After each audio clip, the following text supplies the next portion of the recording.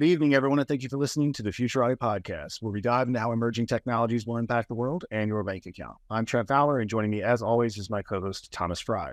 Thomas and I are futurists, keynote speakers, and consultants with decades of experience in analyzing trends and communicating new developments to audiences across the world. Reach out to us at futuratipodcast.com/contact-futurati if you'd like to hire us for consulting, to speak at your event, or to advertise on our podcast. Thomas, we just had David Shapiro, famed AI researcher, on for the second time, and we spent most of the episode discussing the major trends in artificial intelligence people should expect in 2024 and over the next couple of years. Was there anything that struck you as especially fascinating about it? Yeah, he just has such a broad grasp of the whole topic that he can kind of go down any path you bring up. Quite a resourceful individual.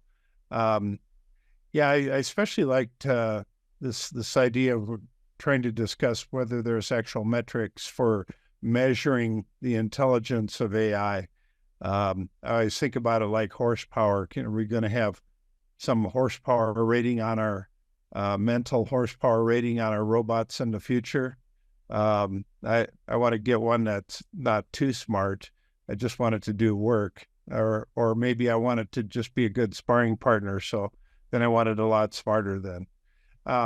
Yeah, this was absolutely fascinating. I loved it. Yeah, David's always a pleasure to talk to because you're right. He spends all of his time keeping up on these developments and thinking about chip fabs and thinking about multimodal AI. And he knows all these people and all these companies building everything. And so he's just got these insights that you really can't find anywhere else. So it's the second time we've talked to him, but every time we do, it's always just a wealth of information. Yeah. All right. Well, with all that having been said, this is episode 159 with David Shapiro. We hope you enjoyed as much as we did.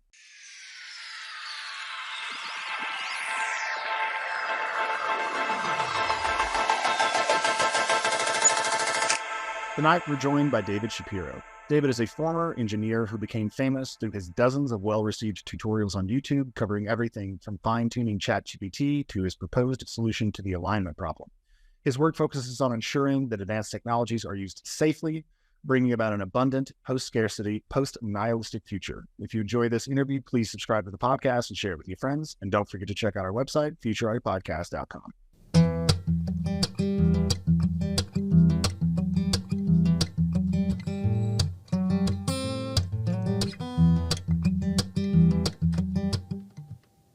David, thanks so much for coming on the show.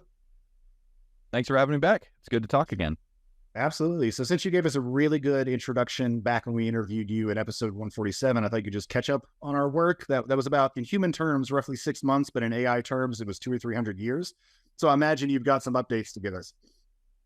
Yeah, I mean, so I've been reading stacks and stacks of books. I've been reading Ray Kurzweil, Ray Dalio, Nick Bostrom, all these guys trying to make sense of what's happening. And as you mentioned, it's about 2 or 3 epochs in the machine world. And so my work has been just focusing on just trying to not necessarily manage the chaos, because I don't think there's any managing it, but at least just trying to keep head above water. I don't know where you want to go from there, but it's basically been a full-time job. One of my Patreons asked me, like, how much time do I spend? And it's on average about 6 hours a day between reading, listening to podcasts, and talking to people, just trying to make sense of everything that's going on. So it's definitely a full-time job now. Well, that's awesome. Well, I actually think that's a pretty good jumping off point. So we wanted to discuss some of the big trends in artificial intelligence in 2024. So it sounds like you're spending a lot of time on that. Maybe we could begin with just, what do you think are the big trends? I mean, I've got a list that we can go down if you like, but that might be as good a place to get going as any. Yeah. So there's a couple. I watched the NVIDIA developer conference with, CEO Jensen Huang, and I watched a bunch of other keynote speeches, but that was the big one. And hardware is catching up and paying attention. Of course, there's Microsoft Stargate, which they're going to spend something like $100 billion on AI exclusive data centers, or I don't know if it's exclusive, but high-powered data centers just for AI. And I think they're targeting for that to fully come online 2028. So you have the basically 2 exponentials, where you've got hardware increasing exponentially, which it has been for several decades now. But then you also have the underlying models and the amount of data being trained also going up exponentially. So it's almost going hyperbolic or logarithmic in terms of how fast this is progressing. And of course, you know, you might say, okay, well, if it's progressing that fast, like, why don't we have like the Jetsons yet? But we're advancing by leaps and bounds. OpenAI released Sora just a few months ago. I guess it's not fully released. It's a closed beta. But of course, that kind of knocked the socks off of some people, and they're worried about, you know, is this going to destroy Hollywood, so on and so forth. But yeah, so those are some of the big trends, economically speaking. But yeah, there's a million different ways we can go. But just before we hit record, you know, we're talking about agents. There's Devon, robots, multimodality. Yeah, there's a lot that's happening. Actually, one thing that your audience might not be aware of is, I just saw it this morning, was that there's a proposed piece of legislation, and again, emphasis on proposed. It hasn't been, I don't think it's even been introduced to the floor yet in Congress, but it mirrors the EU AI Act in some respects, such as creating different classifications of AI risk, and also creating some frameworks, civil and criminal liabilities, as well as some other oversight. Mostly it's pretty boilerplate to me, but a lot of people in my audience were thinking that it was a rather draconian proposed piece of legislation, but it's coming. You know, the UK, EU, they've all passed some, or are working on passing some landmark legislation. So that's coming down the pipeline too. A couple of my lawyer friends were always exchanging whenever these kinds of news bits drop, whether it's, you know, in the crypto space, like a Supreme Court decision has been made. And so a lot of people in the corporate space, they're actually asking, like, what does this mean? For instance, what was it? The Big Data Protection Act in Europe, that changed a lot of stuff. So I suspect that we're going to see some pretty like, not sea change, but some watershed moments with AI regulation, probably this year in the next 6 months or so, if I had to guess. So, David, are you aware of any metric that's being used to actually measure the intelligence of AI? I mean, how smart is this thing? Yeah. So the short answer is we don't have a good one. Just in the same way that we don't really have a good metric for measuring human intelligence. You know, we have IQ, intelligence quotient, which, you know, measures speed and a few other things, fluid intelligence. But one thing that actually occurred to me, because this is a conversation that I have with my community often, is what is actually intelligence? Like, what does it mean? Right. And well, the most succinct definition that I have so far, and this came from one of the comments on my YouTube videos, was the definition of intelligence is the ability to set and achieve arbitrary goals. And I said, I love that definition. And because the smarter you are, the more, you know, abstract or far-flung or complex of objectives you can achieve. Now, how do you measure that? You can only measure that experimentally. Now, what's happening in the AI space right now, though, is there's a tremendous amount of benchmarks. There's more and more benchmarks. So MMLU is one of the biggest benchmarks right now, but there's other kinds of tests, and I can't recall the name of them off the top of my head. But they're basically tests that would trip up postdoctoral students or, you know, expert researchers with PhDs in their fields because of the way that they're worded and the amount of reasoning or background knowledge that would be required to understand them. But again, if you're training something that it's just, you know, if it's recording all of the data, if it's in its training distribution, is it actually solving the problem? Is it intelligence? Or is it just recall and kind of matching, you know, plug A into tab B? And it's very, very, very difficult to discern the difference. And so this really underscores the point that these machines learn differently from us. And so the way that I explained it to, or not necessarily explained it, but kind of the way that I would characterize it is it's almost learning backwards. Because where did computers start? They started with math. Math was the last skill that humanity learned from an evolutionary perspective. And then language before that. So machines started with math, and now they've learned language. And so they're working backwards. They still suck at robotics, but we started brachiating from trees. That's why our shoulders can go straight up, is because, you know, our ancestors were swinging from trees. And so it's really weird just recognizing that machines are almost evolving backwards from our evolutionary trajectory, which means we don't really have a benchmark for what comes next. Well, I have a thesis as to why that is. I think that many of the things that we are very good at as human beings are introspectively inaccessible, or they just feel very easy. like sprinting up the stairs or just avoiding, objects as you're walking around. Like, it just feels like, obviously that's not going to be a hugely difficult coding task, whereas calculus, it takes years and years of study in order to learn it. And so it seems like it would parallel our development. And I think that's what ultimately drove a lot of the fairly absurd optimism at the dawn of the field, was that people just didn't understand how hard it was going to be to get a robot to recognize objects or do things that like 4 or 5-year-olds routinely do.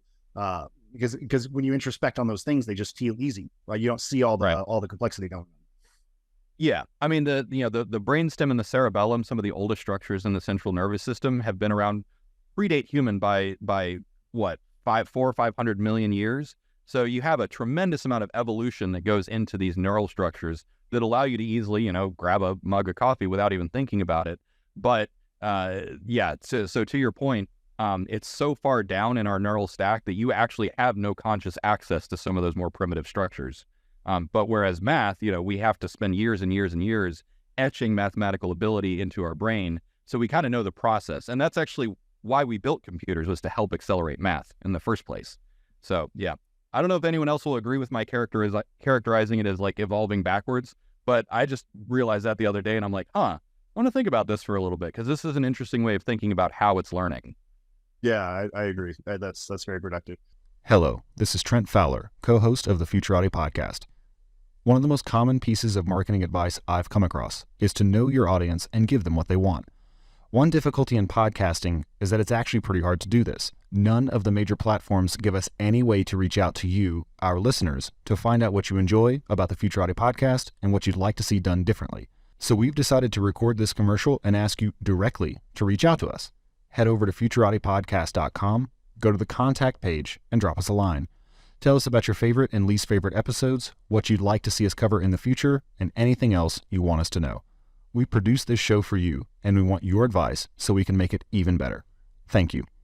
Okay, so trend-wise, we're talking about robotics. What do you think about generative AI and robotics? I think it was kind of a natural match made in heaven. There have been the Honda Osmo from 10, 15 years ago. Building the hardware I'm not going to say has never been a hard part, but the animatronics that Disney and other people have had for decades was good enough to have highly articulate robots. I think the first industrial robots building cars on assembly lines were in the 50s or 60s. So we've had the ability to do industrial automation from a hardware level for a long time. But then as it turns out, the ability to work in a high friction, chaotic environment requires a lot more of a cognitive stack than just writing some software. Now, getting a robotic arm to repeat, very specific motions over and over again, good at that, but that adaptation is much harder. So another kind of principle that I have arrived on is the transformer seems to be the new fundamental unit of computation.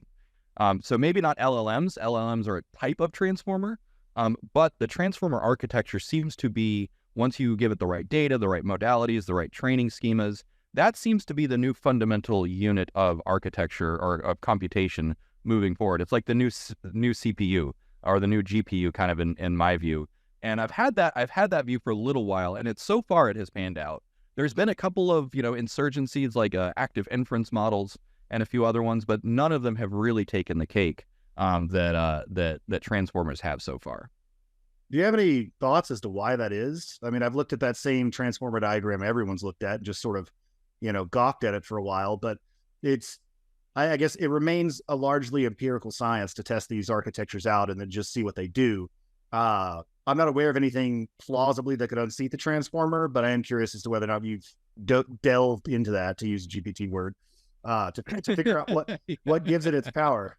Yeah. So actually, I had a conversation with Dylan AI. He's another YouTuber, and he's a really sharp guy. His education, what was it, bioinformatics or something? Big systems thinker like me. And so in one of our podcasts, it hasn't been released yet, but we were talking about just the magic of tokenization, the idea that you can tokenize any atomic piece of information or useful knowledge in the world, whether it's a visuospatial thing, moving segments on a video, or a semantic unit, a sentence or part of a sentence. that's kind of where he's coming from, where it's like, okay, something about the mathematical process of tokenizing information, valuable, useful information, and then feeding it into this gigantic multi-layered transformer that has the encoder phase and the decoder phase, creating some kind of internal representation that allows it to understand whatever kind of information you're putting in. So I think it's the combination of those three things. It's tokenization plus the embedding and then the decoding. So it's kind of three steps. First, you have to tokenize the information, create a data stream that this particular kind of deep neural network can understand. And then the fact that it's largely in two halves. I haven't kept up to date with the latest in transformer architectures. I'm sure there's more and more internal cells and circuits that I'm not aware of. But overall, that architecture seems to be bearing out. So is there, how would you describe the idea of self-awareness for AI? Is AI aware of itself? That's part of human consciousness, I guessing. And is it aware of the things that it needs power, that it needs inputs to stay current? Right. This idea of self-awareness seems like that's doesn't come up in a lot of conversations, but curious about your thoughts. Yeah, so I'm actually reminded of a conversation that I had with my cousin many, many years ago. He's now an electrical engineer. He works on robotics and other things. And we built, small autonomous platforms way back in the day, basic microcontrollers. And then a few years later, the Roomba comes out. Roomba knows when it needs to go recharge. So it's given part of its architecture, part of its body, gives it a signal saying, hey, you're low on battery. And that's basically the same information that you get, hey, I'm tired. Excuse me. And so having that self-referential information, having some telemetry from your body and being able to integrate that information is, I think, the beginning of consciousness or sentience. Now, there's a really big difference from the functional aspect and the philosophical aspect. So just having information about your own state, about your own existence, is one thing. That is something you can empirically and objectively measure. Do you have the nerves or the circuitry or the sensors in order to know something about yourself? And of course, most computers have the ability to self-report. My PSU is generating this much current, the CPU is running this hot, so on and so forth. Does that mean that it is sentient? Not necessarily, but it does have that access to that information, that low-level information about its operational state. And then, I have a smartwatch that's got a GPS. It knows where it is in time and space. Does that mean it's sentient? No, but it does have access to some information that if you were to add more layers of intelligence to it, then it could do more useful things with that information. I know where I'm at. I know what I'm doing. I know what my current physical state is. Now, that is a very different conversation from, is it subjectively having an experience of being? And that is a much, much longer conversation than just looking at it from a functional standpoint. But I think you probably understand what I mean by the difference between a functional sentience versus philosophical sentience. Yeah. Well, I would go out on a limb and say, GPT-4 or ChatGPT doesn't understand language. It outputs really convincing language because it's got this statistical function that allows it to do so given certain, initial inputs. But I suspect that's largely functional and that there's not actually any analog to understanding in there, but I don't maybe disagree with that. Yeah, well, so again, it depends on how you measure it and how you characterize it, because it seems to understand language. It's useful in how it understands language. And so from an objective standpoint, it does understand language.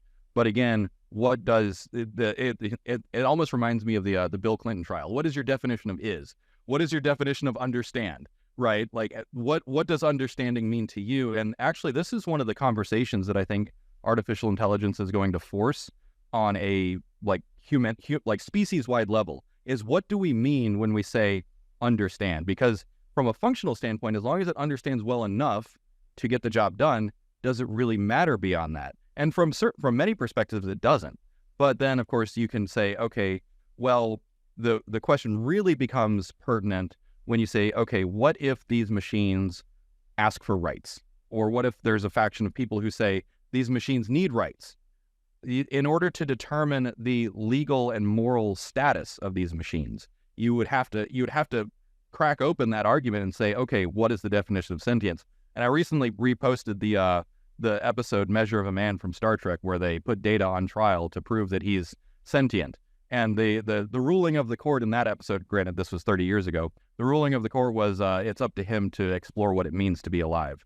But in the real world, when we have GPT-4 and GPT-5 and Claude Opus 4, whatever else coming down the pipeline, if they have the ability to harm us or create national security risks, it's going to be a very different conversation than whether or not Commander Data is sentient.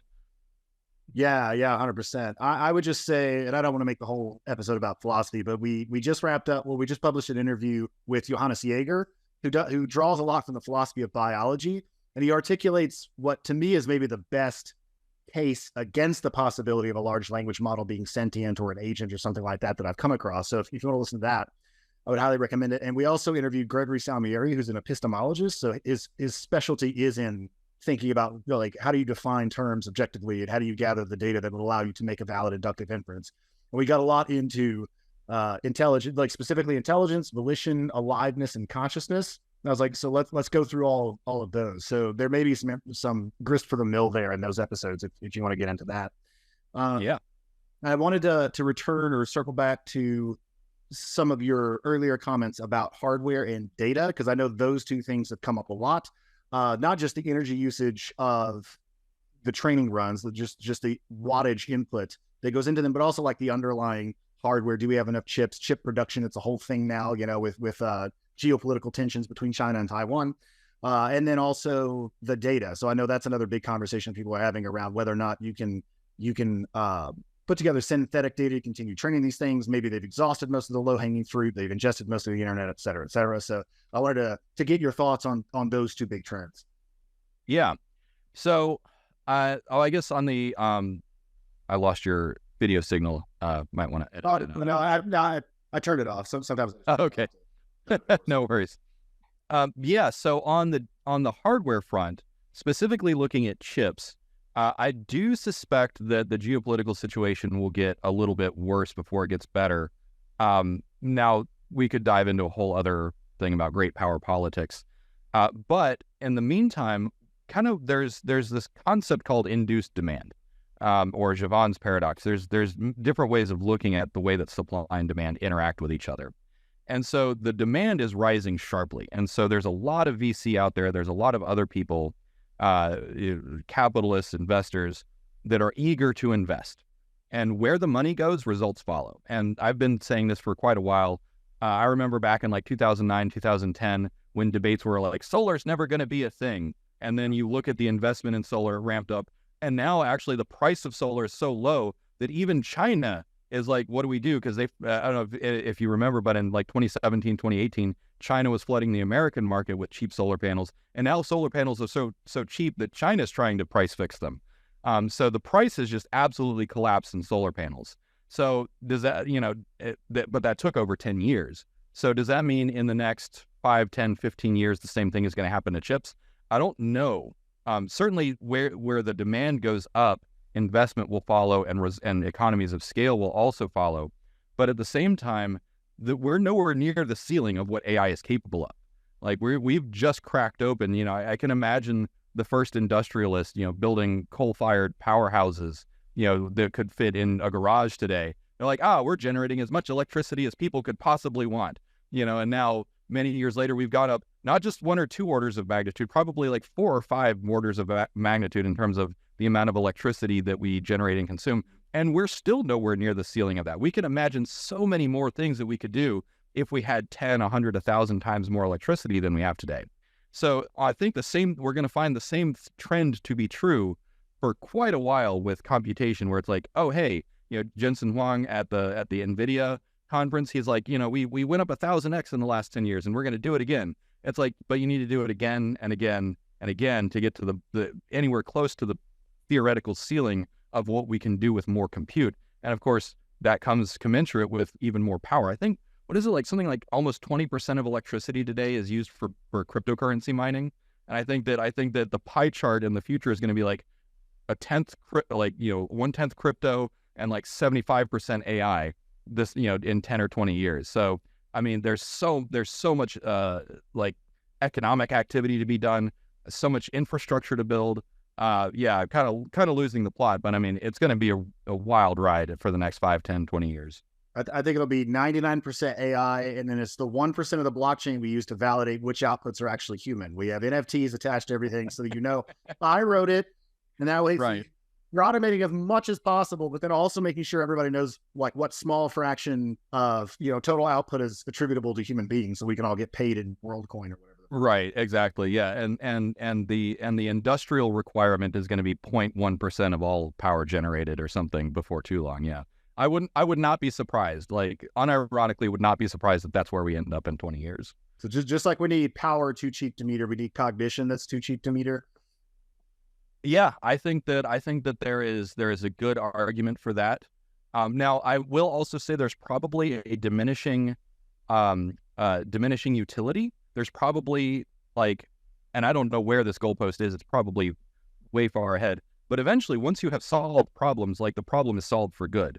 You don't need to decode the genome 8 billion times. Like or you don't need to understand fundamental physics once. You only need to do the experiment once, and then you've got that new knowledge. Now, is there other practical uses for things like simulation, emulation? Sure. And just because I can't imagine a use for it today doesn't mean that we won't find one. Because again, if you have a computer that's 10 billion times faster than right now, there's all kinds of new stuff that you can do with it. So yeah, that's what I think that's actually a really important thing. Just as the early industrialists couldn't imagine more uses for computers and electricity, we found uses. So my limits of imagination today by no means that is not a hard limit on what is actually what people are going to figure out in the future. Our reach must exceed our grasp, as they say. Well, that's fascinating stuff. Oh, go ahead, Thomas. Yeah, I've been getting into more and more conversations about kind of the evolution of the humanoid robots moving far down the ramp.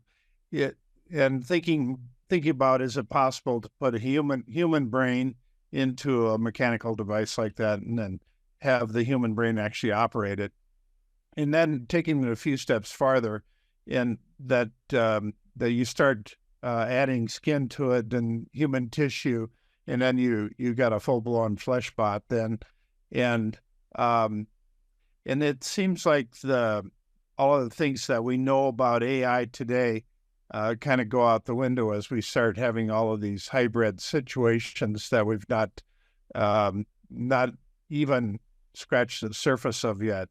Have you run into a lot of conversations on that? I have a huge segment of my community that is transhumanist and post-humanist. And the thing is I try and avoid these conversations, not because I don't think that it's going to go that way in the long run. I try and avoid these conversations, and I'm not saying that I'm not going to talk about it here, but I try not to bring it up on my own channel, because the future that I can imagine is so far out there in terms of the way that we will relate to each other, the way that we'll relate to machines. And I suspect that there's going to be some really big twists and turns that come as machines get more powerful. I think that it's in some circles, it's almost a foregone conclusion that machines will exceed human intellectual capability here very soon, probably in the next 1 or 2 years, according to some people, a little bit further out for others. But then if it keeps going for any length of time, what does that intellectual capability mean? But then also from that more philosophical perspective, if consciousness is something that you could grow, could these machines actually be more conscious than us, more sentient than us? And that's an entire other can of worms to unpack. But then sticking to the human form, once you get to a point of mechanical sophistication, such as brain in a jar or something along those lines, you're not bound to your current form. You can put a brain in a jar, and your brain could be the size of a whale in a few years. I don't know if you've seen the artwork of the level 3 guild navigators from Dune, where it's after many, many years of mutation, they're these gigantic creatures that are completely evolved from their current state. Like that is the kind of thing that is hypothetically possible in the long-term future. But there's so many like gates in terms of thresholds or milestones, and also many questions between here and there. But it's just the farther out you project into the future, the more you realize like we can't really predict what's going to happen or what's going to be feasible. And it's probably going to be very alien. I think one thing that I'll say is we're not going to be alone in the universe for much longer because we are inventing the aliens now. The future will be surprising. You heard it here first, guys. Yep. In case anyone was confused about that. Shocked Pikachu face. Yeah, right. One debate that was raging, gosh, I was 6 or 8 weeks ago, people going back and forth, was open source versus closed source models. I know you and I are both people who take AI safety very seriously. This debate broke down along the lines you probably expected to break down. The accelerationists said open source everything. The decel say no, absolutely not, over our dead bodies. Like, you have sort of a heterodox position on all of this. Where do you come down on the open source, closed source debate? Yeah, so it all comes down to incentives, and this is the reason that we have property laws and intellectual property laws, is because unless you can own something that is valuable, that you're going to invest blood, sweat, tears, money, capital into, you're not going to do it unless it's at the end of a gun. And some nations have tried that, right? And it usually doesn't work out in the long run. So property rights are really critical in order to get the progress that we want to see. And I think that even accelerationists, decelerations, we all believe that technology is here to help us. We just have to do it right. You know, there was a line from I don't know if you guys, I binged the new Fallout series, but there was a line that was what was it? It was, oh gosh, it just left my head. Anyways, there's something along, man, just completely skipped out of my brain. But yeah, so it does break down along, you know, oh, that's what it was, is we all want to improve the world, we just couldn't agree on how. That was the line from the show. So we all want to improve the human condition. It's just we don't necessarily agree how. There is a small segment of people like the Luddites or the Neo-Luddites that say just delete all technology, and I'm like, well, good luck with that. So I kind of ignore that opinion. It just doesn't seem realistic or practical. Now, if someone personally wants to, you know, live a low-tech life, that's fine. But they're not going to convince the rest of the human race to delete technology. So then it really does come down to what is your decision framework? What is your risk profile? What do you believe is going to happen? And so some of the things that I've been reading and talking about basically talk about how the human brain is simply not calibrated to understand these kinds of risks, whether it's climate change or geopolitical war or AI risk or whatever, because we have our evolutionary history already hit the hockey stick, right? We're already vertical because 5,000 years ago, most of us were still hunter-gatherers. And so our brains are just highly, highly attuned to be very emotional, to handle the interpersonal relationships and the tribal dynamics, but we're also local and geometric in the way that we think. You know, one way of thinking about it is anything that was a threat to you was very short-term and very close to you. So we do not have the intuitive machinery. Like if you have emotions that say AI is going to kill everyone because you saw it in a movie, well, okay, sure, that is a very real and valid emotional response. But if your decision framework is based on the limbic system, it is highly, highly inaccurate. And so this is where I've started pushing back, because like there's a lot of people in my audience, and I've even had people like quit because I have this view. I'm like, yes, your anxiety is real. Your fear is real. Your anger and pain at the way that the system is broken right now is real. It's all real. But just because your limbic system is telling you a thing doesn't mean that it's going to also help you navigate out of it. You have to use the prefrontal cortex, an entirely different part of the brain, to navigate these problems, namely math. And as we were talking about earlier, it takes years and years and years to etch the mathematical ability into our brain, because that is the only tool that we have to understand this situation that's going on, is to mathematically model, okay, how much energy will it take? How much will this temperature go up on the planet? Those sorts of things. But of course, to most people, there's no emotion in those numbers. It doesn't mean anything. And so kind of what I'm perceiving is there's a really big disconnect to the people who believe the math and then the people who believe their limbic system. And you can do both, but you have to be aware of those neurobiological limitations that, like, okay, your chimpanzee brain is terrified. That's fine. That functioning as intended. It's calling your attention to a potential threat, but eventually you're not. So kind of the way that I perceive some people is they're waiting until there's that release of tension, right? Because if your amygdala is activated, it's going to stay activated until you perceive that the threat has gone, until the threat has receded. But this threat is never going away.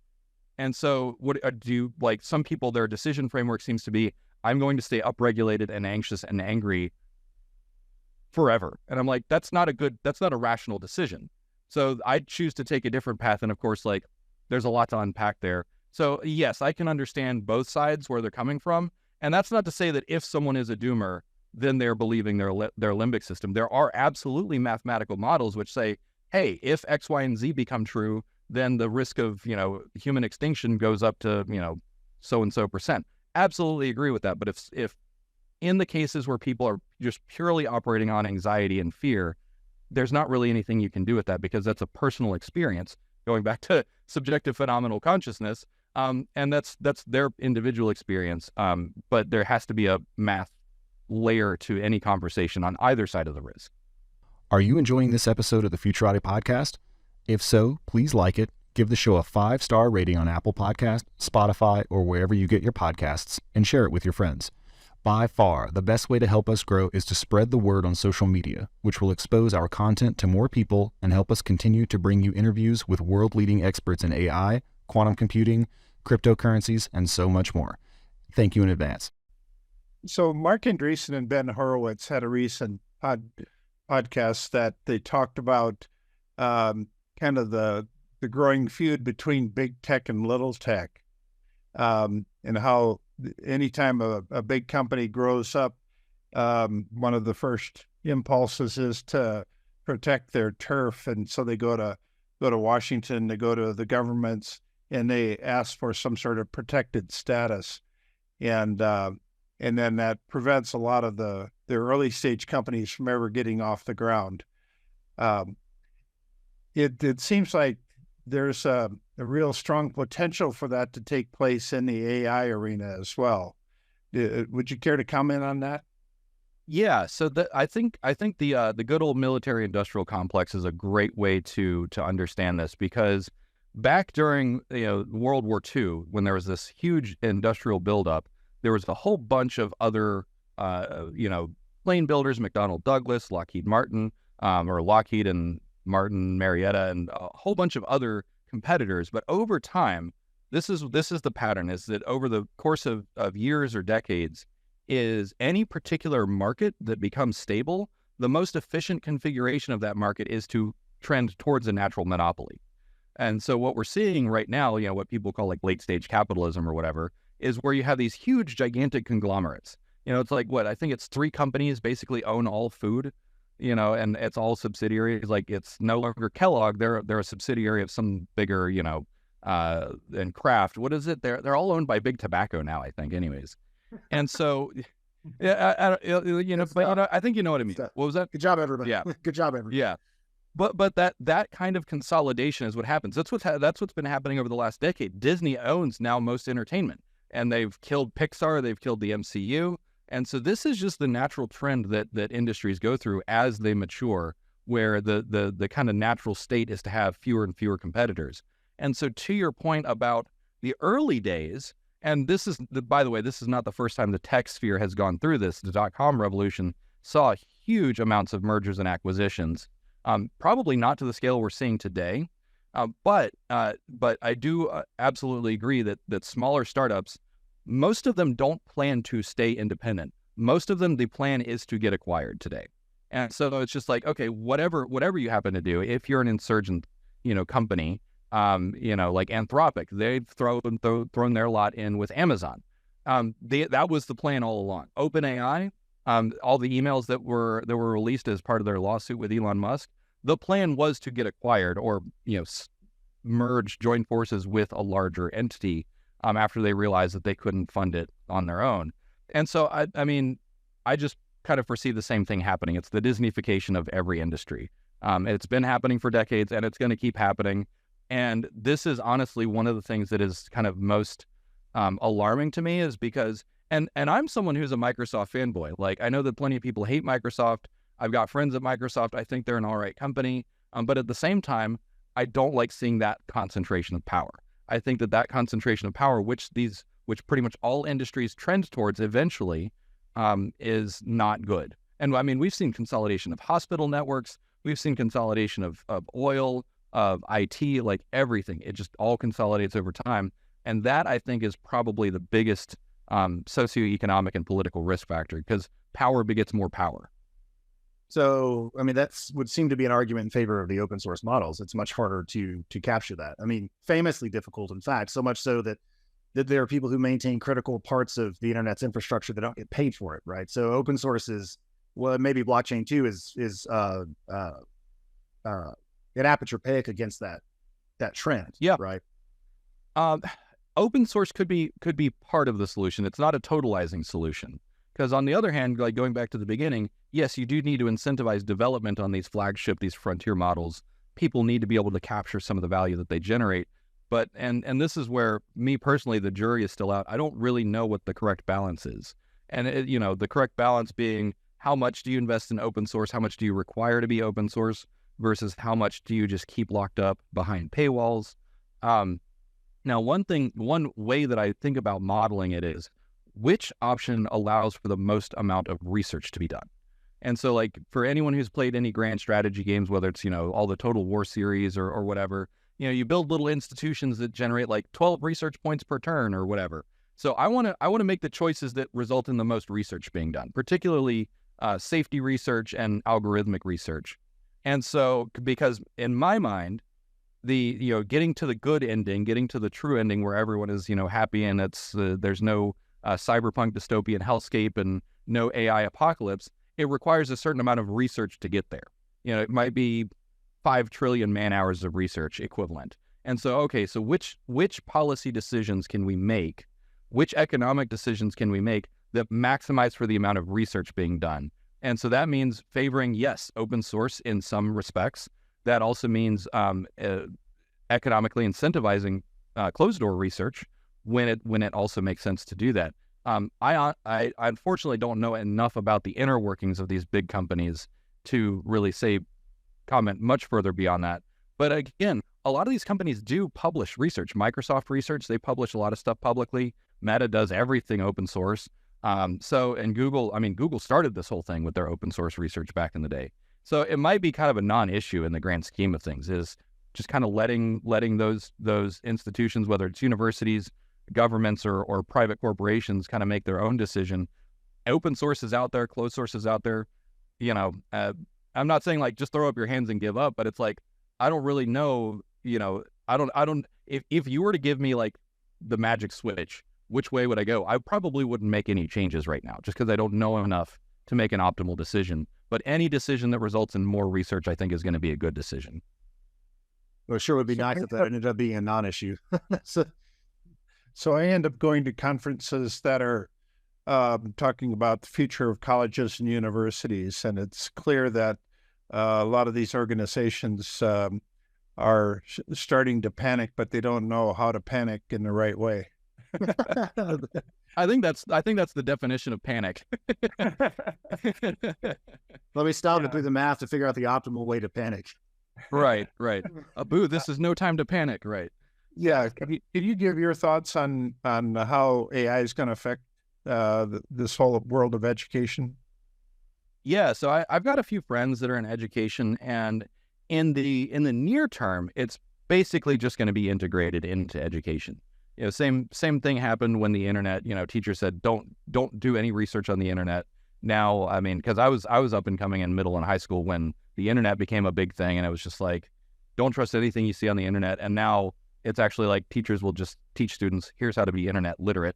They don't necessarily do a good job of it, certainly not here in America, but it just becomes a new tool, and it becomes an indispensable tool. Now, in the long run, in the 20-plus year time frame, then the question becomes, what even is the purpose of education? If machines take over all intellectual labor and, your smartphone is the equivalent of a PhD, like every PhD on Earth, then what is the point of learning? And for me, like if I were to design a curriculum, I would focus on everything from civic engagement including history, civil rights, the way that governments work, the way that economics works. I would also focus on emotional intelligence, communication skills, conflict resolution, focus on the things that actually give people a good life in the absence of needing to learn for the instrumental purpose of getting a good job. Now, of course, you and your audience might know that like I'm a big exponent of post-labor economics. I think that human labor as we know it is going the way of the dinosaurs probably in the next 20 years. Now, does that mean that there's going to be no labor? No, but humans will not be the economic bottleneck, put it that way, is that the vast majority of economic productivity will be done by machines before too long. And so then how do we relate to that future? How do we relate to each other? How do we live a decent life? That's what I would pivot to focus education on in the long run. Yeah, I think there's an interesting dynamic there because I largely agree. I think that it will be more and more important to go back to crafting the soul and just making yourself into a person that you're proud of and living a life that you want to live. And one thing I was thinking about the other day in connection to this was language learning. So I dabble in learning a couple of different languages, but I was thinking that now that the translation tools are as good as they are, there's much less reason to favor a modern, like economically productive language as against something much more fanciful, like ancient Sumerian or something. If 6 years ago you'd said, should I learn Turkish or, hieroglyphics? I'd say, well, I mean, Turkish, probably people actually speak it, but now it's, if you find yourself needing to speak in Turkish on short notice, you can translate that out with an AI pretty well. So there's really no reason not to just follow your bliss. Right. Yeah, no, I agree. But just not even playing devil's advocate, but just taking that thought and running with it, there might actually be more utility in studying low resource languages, studying rarer languages. Because, if there's not too many people who speak something, maybe going to, where I studied cuneiform before it was cool, right? Like, or whatever, because there are still mysteries out there, and producing more content in multiple languages, that data would be useful to the machines, to the AI, and therefore by extension to us as well. If you wanted to study languages for some utilitarian purpose, but also to your point, follow your bliss, I think it will be a pretty sound piece of advice. Not necessarily immediately, not for everyone, but in the long run, I think that'll be kind of the name of the game. What do you think about agents? Do you think we're on the cusp of agentic AI? I think that's just the beginning. I think that yes, from an economic standpoint, I wouldn't be surprised if by the end of the year or this time next year, Amazon AWS, Google or Microsoft Azure, Google Cloud, all of them just have like turnkey agent deployments where it's just like, okay, here, deploy agents in your framework, in your private cloud instance, your public cloud instance, whatever. Just push button, get agents, away they go. You'll probably have like a dashboard where it's like, I'm sorry, Dave, I can't allow you to do that. You don't have the, API keys or whatever, like that kind of thing. And I have friends in some of these companies that are working on that kind of stuff. So it's coming down the pipeline. What will it look like? I think the interface is going to be a very simple interface, much like the computers from Star Trek, where you're just like, computer, do this for me. And it'll, ask a few clarifying questions, and then away it goes. And then it's just a matter of what does it have access to? What are the boundaries or limitations in terms of what it's capable of, and how much does it cost? But yeah, that is definitely coming. That's going to be the next paradigm. But to me, the question is, how long will that paradigm last? And the reason I say that is because what comes next? Because these cycles, these paradigms are coming faster and faster. This is something that Ray Kurzweil predicted, and this is actually kind of what helped me make sense of what's happening right now. Is we're going through a new paradigm every about 6 to 12 months right now. But the new paradigm, this time next year, it might be 3 to 6 months before it's like, oh, agents, that was so last year, right? So we might continue to see this acceleration. It might not happen that fast, but, still a new computing paradigm every 12 months. That's crazy. It was, back when I started my IT career, it was about every 5 years, right? I was there on the takeoff of public cloud computing. And at the beginning, it was like nobody trusted public cloud, and now everything is public cloud, and now it's hybrid cloud and whatever. But that was a paradigm shift that took about 5 years, and now we're looking at paradigm shifts of 1 to 2 years, depending on how mature the industry is. But AI is going even faster. So will businesses even be able to keep up? I don't know. Do you need a dynamic and knowledgeable speaker for an event? Thomas Fry and me, Trent Fowler, are both seasoned keynote speakers, able to converse on a wide array of topics to audiences of all sizes and skill levels. Go to the contact page at futuraudypodcast.com to book Thomas or myself today, and let us apply our years of experience in public speaking to make your event a smashing success. So you think by the end of the year, we're going to have agents, like in your mind, how robust are those agents? Because there's a pretty big difference between having it do 2 or 3 tasks and then being able to say, go figure out how to run an Etsy store and then cut me on the profits. Like that's something I could give a human, and not even all humans, right? But I don't know that ChatGPT or any of the agent frameworks I've seen are really even taking baby steps in that direction. So I'm just curious as to like what you're seeing that makes you feel confident. Yeah, so I had an interview with the principal researcher of AutoGen over at Microsoft, and super sharp guy, super friendly, super nice. Definitely recommend you talk to him. If you reach out to him, Dr. Chi Wang, he'll probably be happy to talk to you.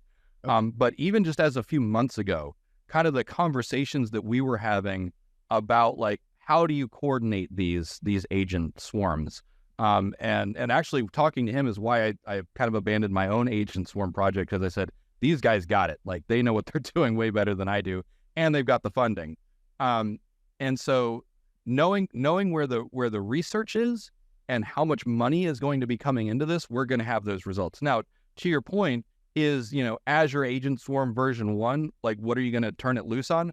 Probably not that much.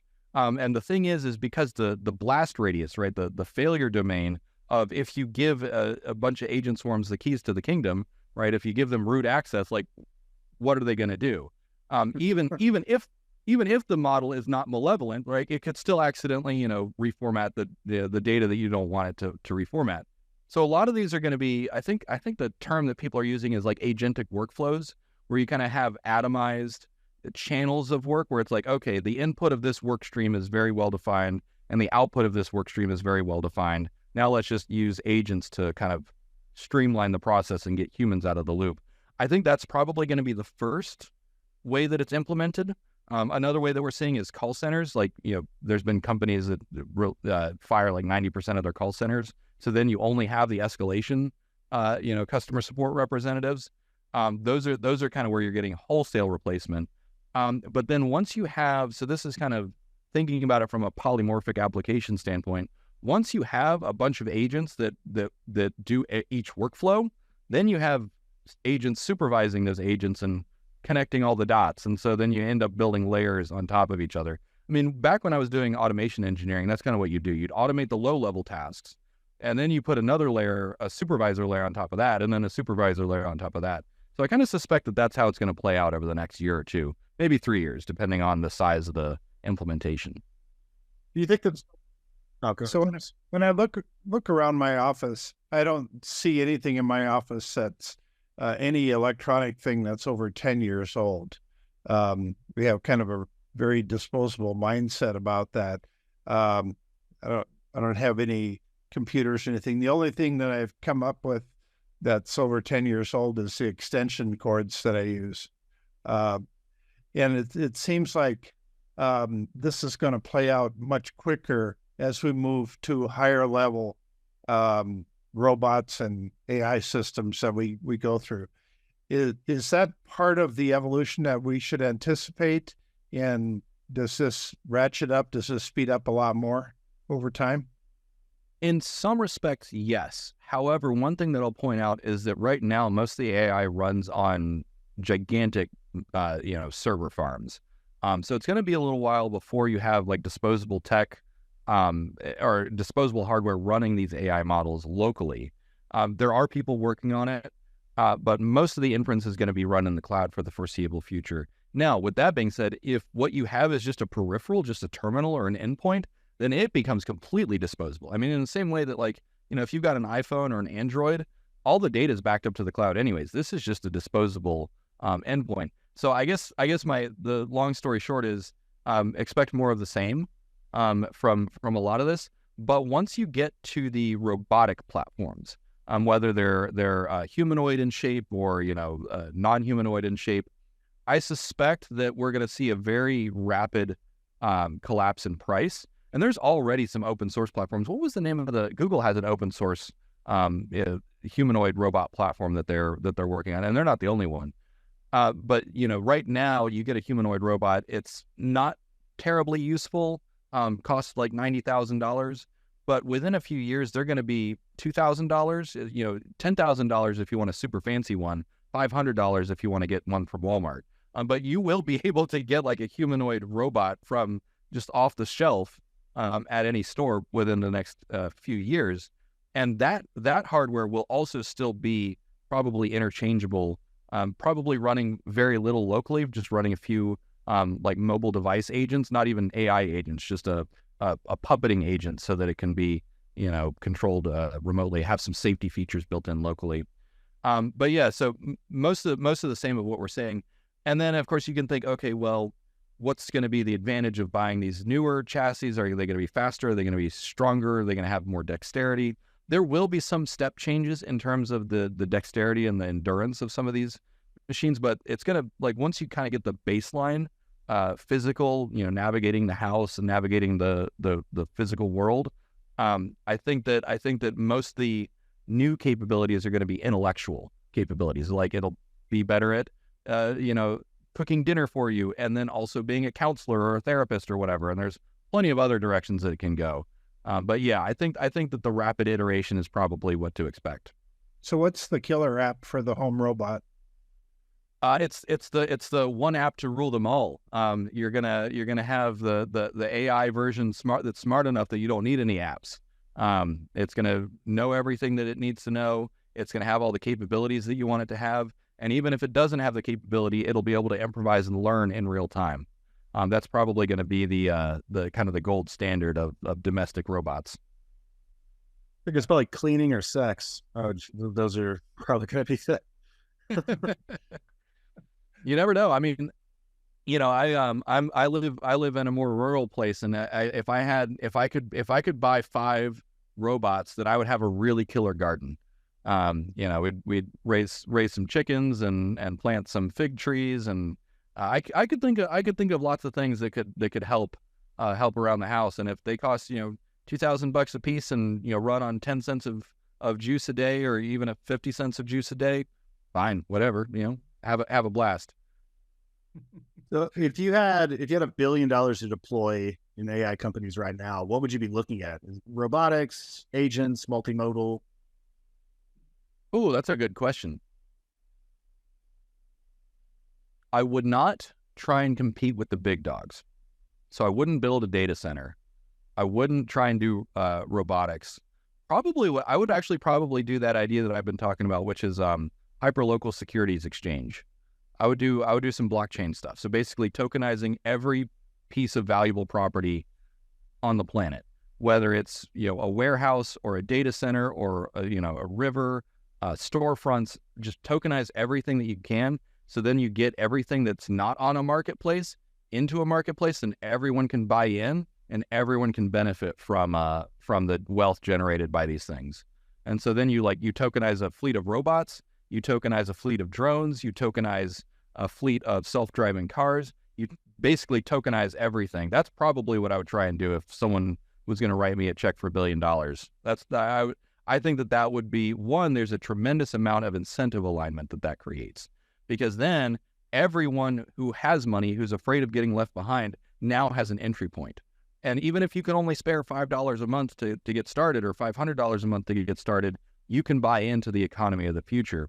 And then I would probably use some of that money to lobby Congress to incentivize people. So it's like, hey, you get a tax break for every dollar you invest in your local economy. So then people kind of end up in the rising tide lifts everyone, is kind of what I would aim for. That's interesting. That is not at all what I thought you were going to say. That was a great answer. Are there any other trends you think people should be aware of or looking into that we haven't covered so far? I've kept a very close eye on jobs data. And so jobs growth has been slowing down. The main narrative is that it's due to interest rates being kept really high to try and keep inflation down, which is entirely possible. It's also, there are, at the same time, there are also cases of large departments getting laid off due to AI. like we were talking about earlier, like marketing departments and call centers. That is something that I would keep a very close eye on, because while we haven't seen catastrophic job loss yet, it's not out of the question as to whether or not it'll happen. And then if it does start to happen, don't just look at unemployment rates, look at total employment rates. So that the absolute number of Americans that are employed or Europeans that are employed.